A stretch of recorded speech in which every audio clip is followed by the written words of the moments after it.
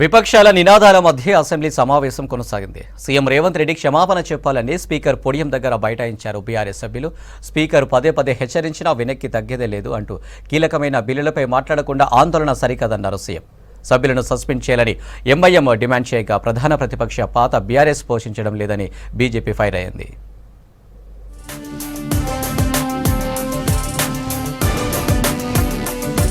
Assembly సమావేశాల్ని అడ్డుకునేందుకు BRS సభ్యులు ప్రయత్నం చేశారు. ముఖ్యమైన స్కిల్ వర్సిటీ బిల్లును ప్రవేశపెట్టే సమయంలో పోడియం దగ్గర బైఠాయించారు. దీనిపై స్పీకర్ తీవ్ర ఆగ్రహం వ్యక్తం చేశారు. సభా సంప్రదాయాలు పాటించాలని సూచించారు. పైన ఒత్తిడి తీసుకొని వచ్చి ఏదో సాధిద్దామంటే మాత్రం నేను ఇవ్వను. మిమ్మల్ని నేను కూర్చోమన్నా. నేను సభా మర్యాదలను కాపాడండి హరీష్ రావు గారు, సభా మర్యాదలను కాపాడండి కేటీఆర్ గారు, మీరు కూర్చోండి. ఇంతసేపు రాజకీయాలు తప్ప కార్యక్రమాన్ని మొదలు పెట్టుకుంటున్నారు. అసెంబ్లీలో బీఆర్ఎస్ ఎమ్మెల్యేల నిరసనలపై తీవ్ర స్థాయిలో ఫైర్ అయ్యారు ముఖ్యమంత్రి రేవంత్ రెడ్డి. స్పీకర్ పోడియం ముందు బైఠాయించి మహిళా ఎమ్మెల్యేలను ఉద్దేశించి హాట్ కామెంట్స్ చేశారు. ఆడబిడ్డల్ని అడ్డం పెట్టుకుని బీఆర్ఎస్ రాజకీయాలు చేస్తోందని మండిపడ్డారు. సొంత చెల్లి తీహార్ జైల్లో ఉంటే రాజకీయం కోసం బజార్లో తిరిగేటోడిని కాదని కేటీఆర్ ను ఉద్దేశించి విమర్శించారు రేవంత్.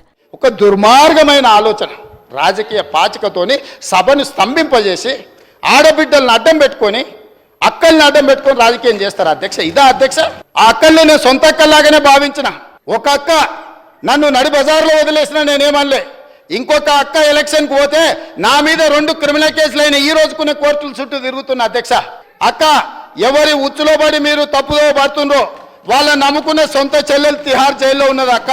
దళిత స్పీకర్ ముందు కూర్చోలేకే బీఆర్ఎస్ ఎమ్మెల్యేలు సభ నుంచి వెళ్లిపోయారని విమర్శించారు సీఎం రేవంత్. కాంగ్రెస్ అవకాశం ఇస్తే కేసీఆర్ సింగిల్ విండో చైర్మన్ గా ఓడిపోయారని చెప్పారు. వార్డు మెంబర్ కూడా కాని హరీష్ ను కాంగ్రెస్ మంత్రిని చేసిందని గుర్తు చేశారు. మంచి కార్యక్రమాలను ఓర్వలేకే బీఆర్ఎస్ కుట్రలు చేస్తోందని ఫైర్ అయ్యారు. 2014లో 5 ఏళ్లుగా ఎమ్మెల్యేగా ఉన్న నన్ను ఏ ఒక్కరోజు సభలో మాట్లాడనివ్వలేదని చెప్పారు రేవంత్.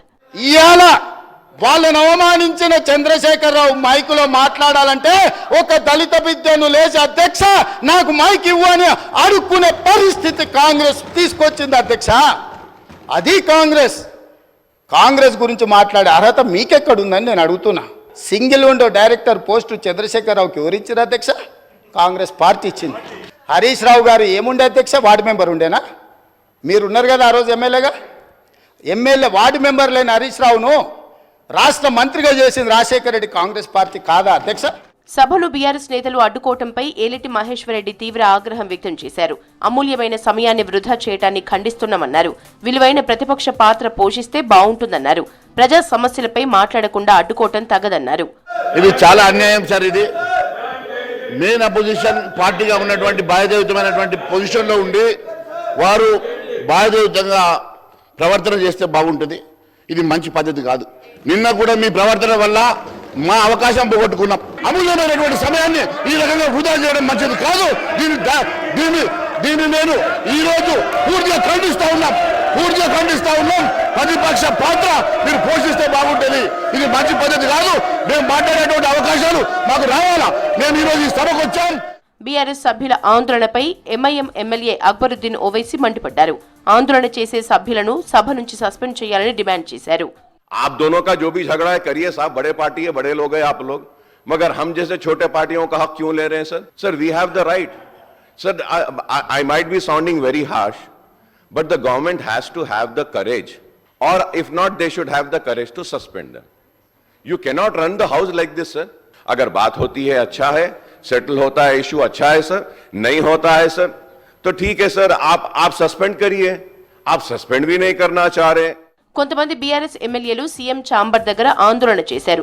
దీనికి సంబంధించిన ఫోటోలు రిలీజ్ చేయడంతో ప్రభుత్వం తీవ్ర ఆగ్రహం వ్యక్తం చేసింది.